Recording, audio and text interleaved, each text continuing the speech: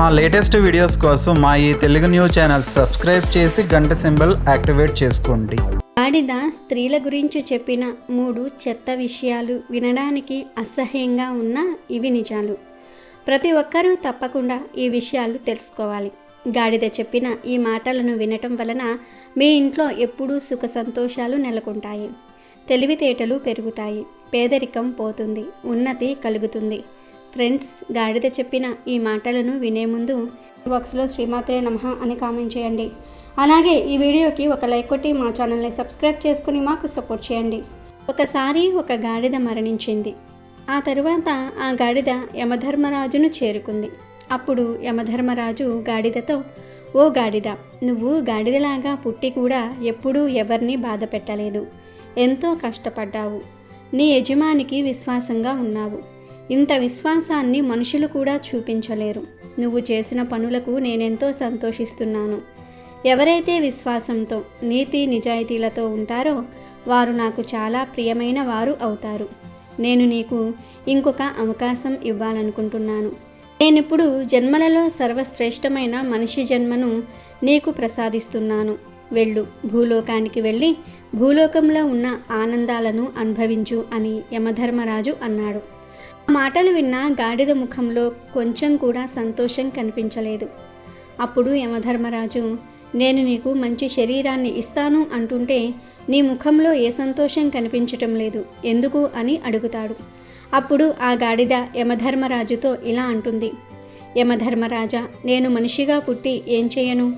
మనుషులు తమ కర్తవ్యాలను ఎప్పుడో మర్చిపోయారు. స్త్రీలు పురుషుల్లో విపరీతమైన నీచబుద్ధి పెరిగిపోయింది అని అంటుంది. అంతేకాదు, మనుషుల్ని చూస్తే నాకు అసహ్యం వేస్తుంది. నాకు అసలు మనిషిగా పుట్టాలని లేదు అని గాడిద అంటుంది. అప్పుడు యమధర్మరాజు, ఓ గాడిద, వేదాలలో చెప్పబడుతున్నటువంటి సర్వశ్రేష్టమైన మానవ జన్మ పొందటం కోసం స్వర్గలోకంలో ఉన్న దేవతలు కూడా ఎదురు చూస్తూ ఉంటారు. కానీ నువ్వేమో మానవ జన్మ వద్దంటున్నావు. నువ్వు ఏం చూశావు? ఏం చూసి మానవ జన్మ వద్దంటున్నావు? మానవ జన్మ గురించి అంతలా ఎందుకు భయపడిపోతూ ఉన్నావు అని అడుగుతాడు. అప్పుడు గాడిద, ఓ యమధర్మరాజా, నేను చెప్పే విషయాలను వింటే మీరు కూడా మనుషుల విషయంలో భయపడతారు, బాధపడతారు. భూలోకంలో మనుషులు మనుషుల్లాగా లేరు. భూలోకంలోని మానవులు మేము స్త్రీలమా పురుషులమా అని కూడా మర్చిపోతూ ఉన్నారు. మనుషులు వారి బాధ్యతలను ఎప్పుడో మర్చిపోయారు. ఆ మనుషులను చూస్తూ ఉంటే అన్నిటికంటే నీచమైన జన్మ మానవ జన్మ అనిపిస్తుంది.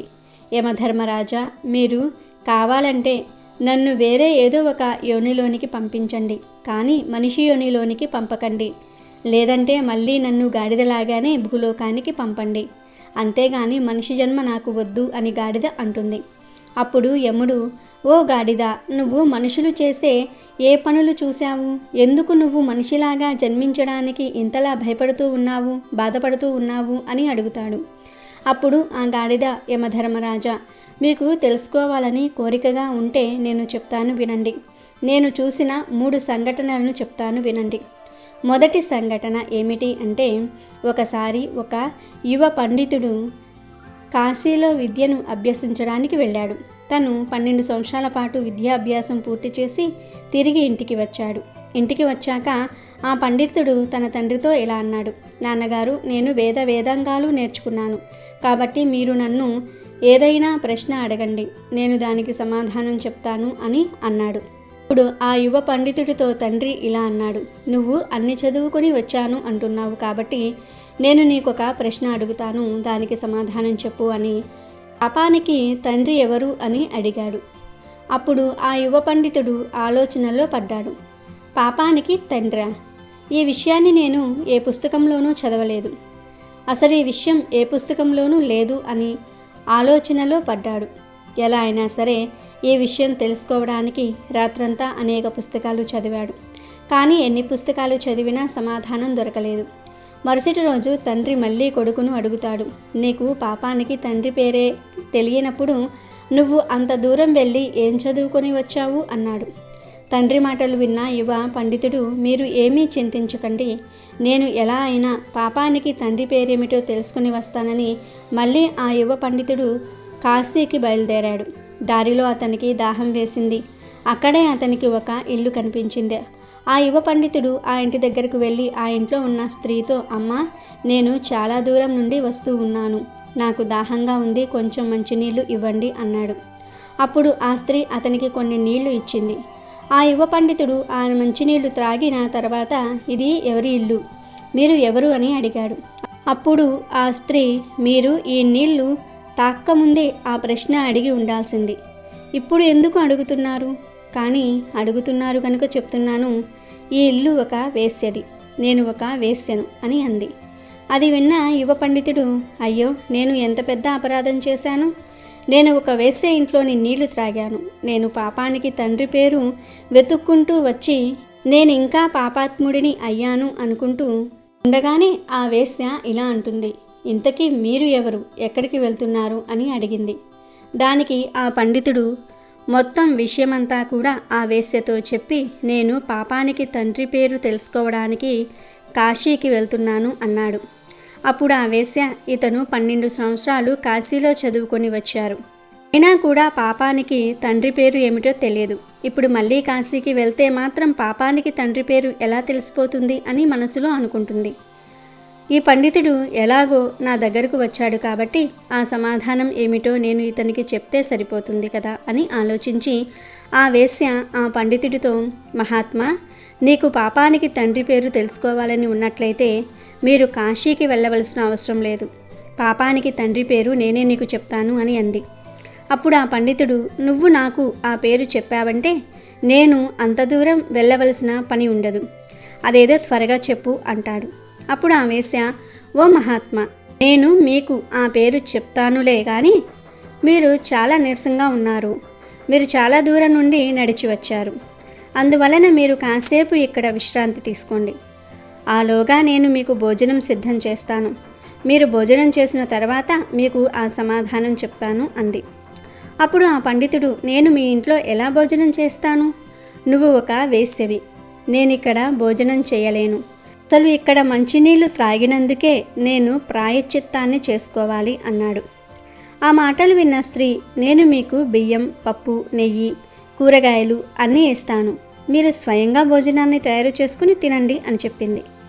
అప్పుడు ఆ పండితుడు, నువ్వు ఒక వేశ్యవి, నేను మీ ఇంటి నుండి ఒక బియ్యం గింజ తీసుకోవడానికి కూడా సిద్ధంగా లేను అన్నాడు. అప్పుడు ఆ వేశ్య, ఓ మహాత్మా, నువ్వు ఇవి నా చేతిలో నుండి తీసుకున్నావంటే నేను మీకు 5 బంగారు నాణాలు ఇస్తాను అంది. దాంతో ఆ పండితుడు, ఇక్కడ నన్నెవరు చూస్తారులే, అయినా నేనెవరో ఇక్కడి వారికి తెలియదు కదా అనుకుని ఆమె చేతిలో నుంచి బంగారు నాణాలు తీసుకుని ఆ వేశ్య ఇచ్చిన ఆహార పదార్థాలను కూడా తీసుకున్నాడు.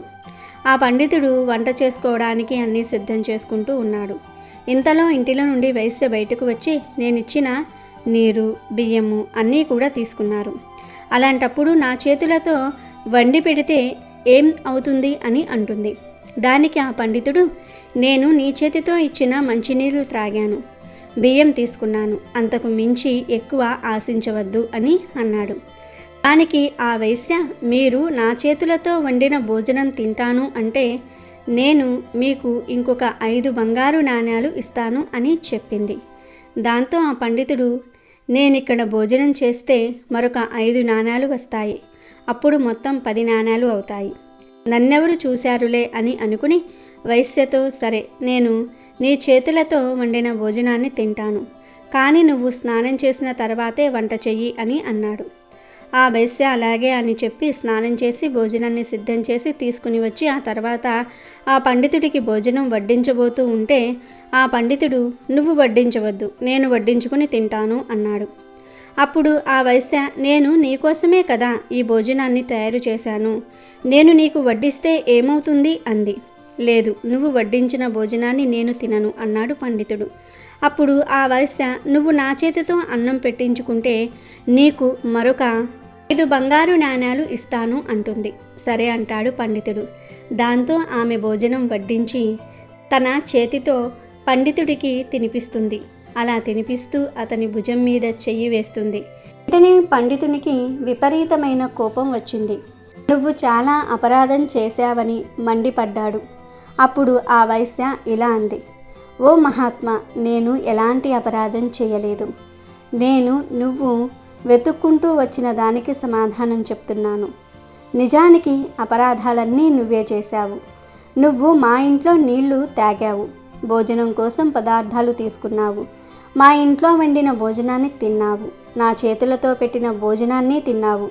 ఆ వేశ్య ఇంట్లో మీరు ఇలాంటి పనులు చేయకూడదు కదా, కానీ మీరు ఎందుకు చేశారని అడిగింది. అప్పుడు పండితుడు, నువ్వు చూపించిన ప్రేమ వల్లే ఇదంతా చేశాను అన్నాడు.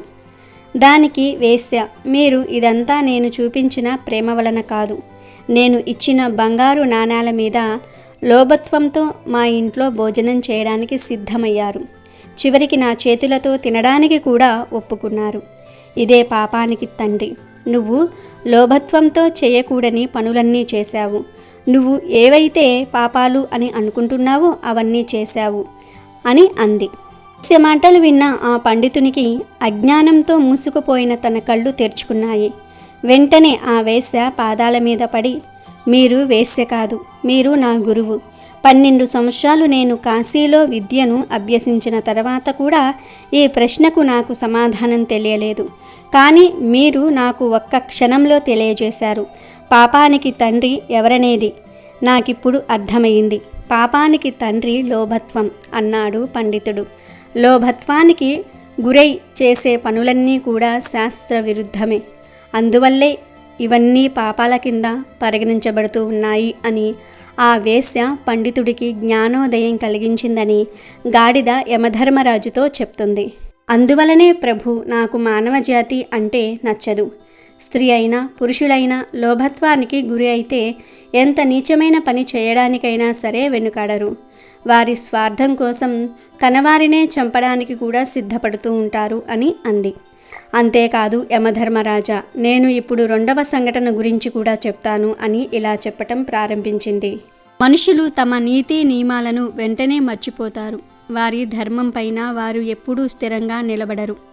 ఎప్పుడైనా వారికి ఏదైనా మంచి వస్తువులు కనిపించినా, అందమైన స్త్రీలు కనిపించినా, ధనం కనిపించినా వెంటనే వారు నీతి నియమాలను మర్చిపోతారు. ఒక వ్యాపారికి ఒక అందమైన కూతురు ఉండేది. ఆ వ్యాపారి తన కూతురికి వివాహం చేయాలనుకుంటాడు. అప్పుడు ఆ వ్యాపారి ఒక బ్రాహ్మణుడి దగ్గరకు వెళ్ళి, స్వామి, ఒక అందమైన రాజకుమారుణ్ణి చూసి నా కూతురికి వివాహం చేయాలనుకుంటున్నాను అని చెప్తాడు. మీరు నా కూతురి యొక్క జాతకం చూసి చెప్పండి అని అన్నాడు. అప్పుడు ఆ బ్రాహ్మణుడు, నేను నీ కూతురి యొక్క భాగ్యాన్ని చూసి మాత్రమే చెప్పగలను. మీ అమ్మాయిని ఇక్కడికి తీసుకురండి, లేదా నేనే మీ ఇంటికి వస్తాను అని అన్నాడు. అప్పుడు ఆ వ్యాపారి, స్వామి, మీరు మా ఇంటికి వచ్చి మా ఇంట్లో మీ పాదాన్ని పెట్టినట్లయితే మా ఇల్లు పవిత్రమవుతుంది. కాబట్టి మీరే మా ఇంటికి రండి అన్నాడు. మరుసటి రోజు ఉదయాన్నే ఆ బ్రాహ్మణుడు ఆ వ్యాపారి ఇంటికి వెళ్ళాడు. బ్రాహ్మణుడు ఇంటికి రాగానే ఆ వ్యాపారి అతనికి సకల మర్యాదలు చేశాడు. ఆయనకొక ఆసనాన్ని వేసి కూర్చోబెట్టి తన కూతురిని రమ్మని పిలిచాడు. ఆమెను చూడగానే ఆ బ్రాహ్మణుడు ఆమెకు ఆకర్షితుడయ్యాడు. దాంతో ఆయన మనసులో, ఇటువంటి అందమైన అమ్మాయి నాకు లభిస్తే నాకంతా మేలు జరుగుతుంది, కాబట్టి నేనేం చేస్తే ఈ అమ్మాయి నాకు దక్కుతుంది అని ఆలోచించి వెంటనే ఏడవటం ప్రారంభించాడు. ఆ ఏడుపు చూసిన వ్యాపారి, స్వామి, మీరెందుకు ఏడుస్తున్నారు అని అడిగాడు. అప్పుడు ఆ బ్రాహ్మణుడు వ్యాపారిని పక్కకు తీసుకుని వెళ్ళి, నీ కూతురి జాతకం చూసి నేను ఏడుస్తున్నాను. ఈ రేఖలు ఎలా ఉన్నాయంటే ఈ కన్య మీ వంశాన్ని నాశనం చేస్తుంది. ఈమె ఏ ఇంట్లో అడుగు పెడుతుందో ఆ ఇల్లు సర్వనాశనమవుతుంది అని అన్నాడు. ఆ మాటలు విన్న వ్యాపారి చాలా కంగారు పడ్డాడు. స్వామి, దానికి ఎటువంటి పరిహారం లేదా నా వంశం నాశనం అవ్వకుండా ఉండడానికి నేను ఏం చేయాలి అని అడిగాడు. దానికి ఆ బ్రాహ్మణుడు, నువ్వు నీ కూతుర్ని ఒక పెట్టెలో పెట్టి సాయంత్రం నదిలో వదిలివెయ్యి. అలాగే ఆ పెట్టె పైన ఒక దీపం వెలిగించు. దానివల్ల మీ కులం రక్షింపబడుతుందని చెప్పి ఆ బ్రాహ్మణుడు అక్కడి నుండి వెళ్ళిపోయాడు. ఆ బ్రాహ్మణుడు ఎందుకలా చెప్పాడంటే, ఖచ్చితంగా ఆ వ్యాపారి తన కూతుర్ని నదిలో వదిలేస్తాడు. అప్పుడు ఆ పెట్టెను తాను తెచ్చుకొని అందులోని ఆ అందమైన అమ్మాయిని విడిపించానంటే ఆ కన్య నా సొంతమవుతుంది అని అనుకున్నాడు. ఇక వెంటనే ఆ బ్రాహ్మణుడు నగరానికి దగ్గరలో ఉన్న నది ఒడ్డుకు ముందుగానే వెళ్ళి కూర్చున్నాడు. మరోపక్క ఆ వ్యాపారి చాలా బాధపడుతూ తన కూతుర్ని బ్రాహ్మణుడు చెప్పిన విధంగా ఒక పెట్టెలో పెట్టి దానిపై ఒక దీపం ఉంచి నదిలో వదిలేశాడు. ఆ పెట్టె ఆ నీళ్ళల్లో తేలుతూ వెళ్తుంది. ఆ బ్రాహ్మణుడు తన 4 శిష్యులను తీసుకుని వెళ్ళి ఆ నదిలో ఒక పెట్టె వస్తుంది, ఆ పెట్టెను తనకు తెచ్చి ఇవ్వమన్నాడు. ఆ వ్యాపారి తన కూతుర్ని నీటిలో వదిలి వెళ్ళిపోయాడు. కానీ అక్కడ ఏం జరిగింది అంటే ఒక రాజకుమారుడు గుర్రంపై ఆ నది ఒడ్డుకు వేటకు వచ్చాడు. రాజకుమారుడి గుర్రానికి చాలా దాహం వేయటంతో రాజకుమారుడు ఆ నది నీళ్లు కోసం వెళ్ళాడు. అనుకోకుండా ఆ రాజకుమారుడి యొక్క దృష్టి ఆ పెట్టెపై పడింది. రాజకుమారుడు తన సైనికులతో ఆ పెట్టెను తీయించాడు. రాజకుమారుడు పెట్టె తలుపులు తీసి చూడగానే అందులో చాలా అందమైన అమ్మాయి ఉంది. రాజకుమారుడు ఆ అమ్మాయిని చూడగానే ఆ అమ్మాయి పట్ల ఆకర్షితుడయ్యాడు. రాజకుమారుడు వెంటనే ఆమెను భార్యగా చేసుకున్నాడు. ఆ తర్వాత రాజకుమారుడు అందులో ఒక అడవి పందిని పెట్టి మళ్ళీ దీపాన్ని అలాగే వెలిగించి ఆ పెట్టెను నదిలో వదిలివేశాడు. ఆ పెట్టె కొంచెం దూరం వెళ్ళగానే ఆ బ్రాహ్మణుడు తన శిష్యుల సహాయంతో ఆ పెట్టెను బయటకు తీయించాడు. ఆ పెట్టెను తీసుకొని తన కుటీరంలో పెట్టమని చెప్పాడు. ఆ పెట్టె పెట్టిన తర్వాత బయట మంచి గొల్లాలను పెట్టమని చెప్పాడు. తను ఎన్ని కేకలు వేసినా కూడా ఆ గొల్లాన్ని తీయకండి అని చెప్పాడు.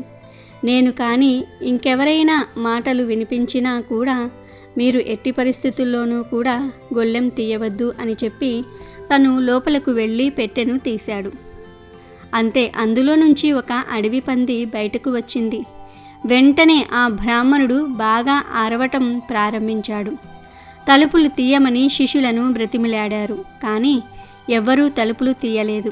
చివరికి అడవి పంది బ్రాహ్మణుడిని చంపివేసింది. కాసేపటికి ఎటువంటి శబ్దాలు వినపడకపోవటంతో బయట ఉన్న శిష్యులు తలుపు తీసి చూసేసరికి గురువు చనిపోయి ఉన్నాడు.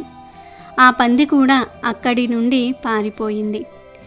వేదాంగాలు అభ్యసించిన ఆ బ్రాహ్మణుడు తన నీతి నియమాలను మర్చిపోయి కామానికి లోనయ్యి చెడు చేయడానికి ప్రయత్నించాడు. నమ్మి వచ్చిన వాడినే మోసం చేయాలని చూశాడు. చివరికి తన మరణానికి తానే కారణం అయ్యాడు. అందుకే యమధర్మరాజా, ఇలాంటి నీచమానవ శరీరాన్ని ధరించడానికి నాకు అస్సలు ఇష్టం లేదు అని గాడిద చెప్పింది. అప్పుడు యమధర్మరాజు, నువ్వు చెప్పిందంతా సత్యమే. మానవులు ఎవరి మీద కూడా నమ్మకం ఉంచుకోలేకపోతూ ఉన్నారు. ఎవరు ఏ విధంగా నీతిని మర్చిపోతూ ఉన్నారో అర్థం కావటం లేదు. మనుషులు తప్ప మిగతా అన్ని జీవులు ప్రకృతి యొక్క నియమాలను పాటిస్తూ ఉన్నాయి. కేవలం మనుషులు మాత్రమే నీతి నియమాలను మర్చిపోతూ ఉన్నారు. ఎవరిపైన ఎవరూ కూడా విశ్వాసాన్ని చూపించలేకపోతూ ఉన్నారు అని అన్నాడు యమధర్మరాజు. ఆ తర్వాత గాడిద యమధర్మరాజుతో, మీకు నేను ఇప్పుడు 3వ కథ కూడా చెప్తాను, వినండి. ప్రపంచంలో మనుషులు ఎంత నీచంగా ఉన్నారంటే, ఒక రాజు వేట కోసం అడవికి వెళ్ళాడు. అప్పుడు అతనికి చాలా దాహం వేసింది. ఇటు అటు చూడగా ఒక పొలంలో పనిచేసుకుంటున్న రైతు కనిపించాడు. ఆ రైతు దగ్గరకు వెళ్ళి, నాకు చాలా దాహంగా ఉంది, కాస్త నీళ్లు ఇవ్వండి అని అడిగాడు. కానీ ఆ రైతు దగ్గర కూడా మంచి నీళ్లు లేవు. కానీ ఆ రైతు తన పొలంలో పుచ్చకాయలను పండిస్తూ ఉన్నాడు. వెంటనే ఒక పుచ్చకాయను కోసి ఆ రాజుకు ఇచ్చాడు. రాజు ఆ పుచ్చకాయలోని రసాన్ని అంతా కూడా తాగి తన దాహాన్ని తీర్చుకున్నాడు. ఆ తర్వాత ఆ రైతుతో రాజు ఇలా అంటాడు, నువ్వు ఎంత పన్ను చెల్లిస్తూ ఉన్నావు అని అడిగాడు. అప్పుడు ఆ రైతు, మహారాజా, నేను 1 రూపాయిని పన్నుగా చెల్లిస్తూ ఉన్నాను అని చెప్పాడు. అది విన్న రాజు వెంటనే, ఇంత పెద్ద పంట పండించి కేవలం 1 రూపాయి మాత్రమే పన్నుగా చెల్లిస్తూ ఉన్నావా అన్నాడు. రాజు వెంటనే మంత్రిని పిలిపించి, ఈ రోజు నుండి రైతులకు పన్నులు పెంచండి అని చెప్తున్నాడు. ఒకరోజు మళ్ళీ ఆ రాజు వేటకు వెళ్ళాడు. మళ్ళీ ఆ రాజుకు దాహం వేసింది. మళ్ళీ రాజుగారు అదే రైతును త్రాగడానికి నీళ్లు అడిగాడు. ఆ రోజు కూడా రైతు ఒక పెద్ద పుచ్చకాయను కోసి ఆ రాజుకు ఇచ్చాడు. కానీ ఆ రోజు ఆ పుచ్చకాయ నుండి ఎక్కువ రసం రాలేదు. వెంటనే రాజుగారికి ఇంకొక పుచ్చకాయ ఇవ్వమని మంత్రి చెప్పాడు. ఆ పుచ్చకాయలో ఉన్న రసం కూడా తాగాడు. కానీ అందులో నుంచి కూడా ఎక్కువ రసం రాలేదు. ఇలా 4-5 పుచ్చకాయలలోని రసాన్ని తాగినా కూడా ఆ రాజు యొక్క దాహం తీరలేదు. అప్పుడు ఆ రాజు, ఇదేంటి, ఎన్ని పుచ్చకాయలు తిన్నా నా దాహం ఎందుకని తీరటం లేదు? కానీ ఆ రోజు ఒక్కటే పుచ్చకాయ నా దాహాన్ని తీర్చిందని మంత్రితో అన్నాడు. అప్పుడు మంత్రి, మహారాజా, పుచ్చకాయలలో రసం ఎండిపోయింది. ఎందుకంటే మీరు పుచ్చకాయలలోని రసాన్ని చూసి రైతులపై పన్ను భారాన్ని పెంచారు. అక్కడ మీ వక్రబుద్ధి చూపించారు. మీరు చేసిన ఈ పనికి భూదేవి ఆ పళ్ళల్లోని రసాన్ని తనలో దాచుకుంది. అందుకే ఎప్పుడూ కూడా బాధ్యతతో వ్యవహరించాలి, బాధ్యతాయుతంగా ఉండాలి. మన చెడు ఆలోచనలు ఎదుటి వాళ్లను కూడా చెడుగా మారుస్తాయి. అదే ప్రకృతి నియమం అని మంత్రి రాజుతో తను చేసిన తప్పు గురించి తెలియజేశాడు. ఆ గాడిద చెప్పిందంతా కూడా విన్న యమధర్మరాజు, నువ్వు చెప్పిందంతా కూడా సత్యమే, నేను కూడా అంగీకరిస్తూ ఉన్నాను. కానీ అందరూ అలాంటి వారు అనుకోవటం కూడా సరైనది కాదు కదా. మంచి మనుషులు కూడా భూలోకంలో ఉన్నారు. నువ్వు చెడ్డవాళ్లను చూసి ఈ విధంగా మాట్లాడుతూ ఉన్నావు. ఎవరు ఏ విధంగా కర్మలు చేస్తారో దాని ఆధారంగానే వారికి ఫలితాలు కూడా లభిస్తాయి. కాబట్టి నేను నీ నిర్ణయాన్ని గౌరవిస్తూ నీకొక దివ్యమైన దేవతా రూపాన్ని ఇస్తున్నాను. నువ్వు కూడా దేవతలో ఒకరిగా ఉండు, ఆనందమైన జీవితాన్ని అనుభవించు అని చెప్పాడు.